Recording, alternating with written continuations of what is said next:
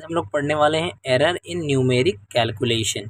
Okay, तो इसमें हम लोग पढ़ने वाले पहले सिग्निफिकेंट डिजिट्स और फॉर टू टाइप्स। हमको पता है सिग्निफिकेंट डिजिट्स क्या होते हैं, दो टाइप के होते हैं। एक तो टोटल सिग्निफिकेंट डिजिट, एक significant digit after decimal point.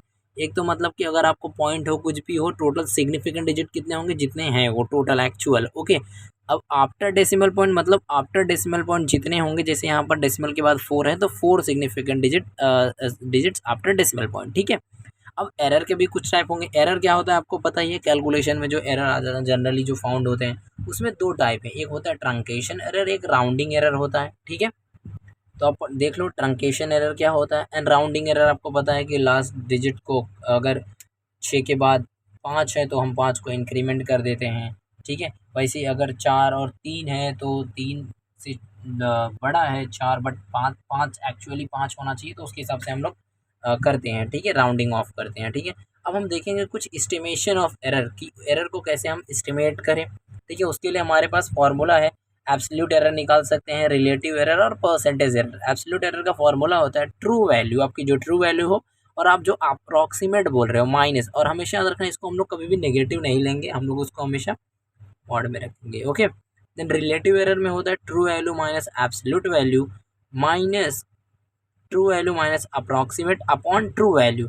मतलब आप पहले एब्सोल्यूट एरर निकालोगे, उसको ट्रू वैल्यू से फिर से डिवाइड करोगे तो आपको रिलेटिव जो एरर मिलेगा वो मिलेगा।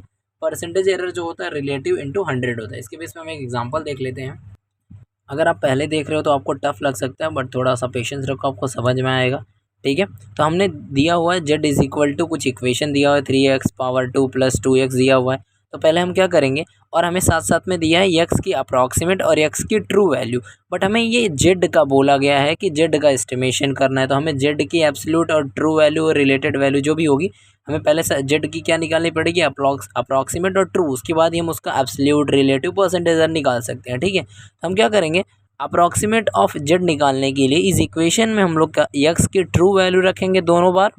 तो पहले हम यहाँ पर एब्सोल्यूट रख देते हैं। चलो, तो दोनों जब एब्सोल्यूट रखेंगे, यहाँ पर अप्रॉक्सीमेट क्या है 3.45 है, तो यहाँ पर जब रखेंगे तो इसका अप्रॉक्सीमेट ऑफ जेड आ जाएगा। सिमिलरली जब हम लोग यक्स का ट्रू वैल्यू रखेंगे तो जेड का ट्रू वैल्यू आ जाएगा। इक्वेशन को सॉल्व करते हैं।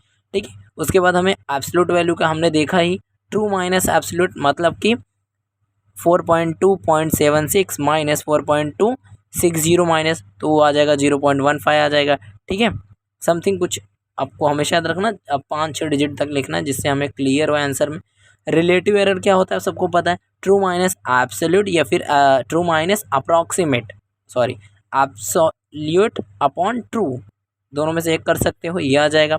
देन परसेंटेज क्या होता है, रिलेटिव में आपको 100 से मल्टीप्लाई कर देना है, ये आ जाएगा। ठीक है।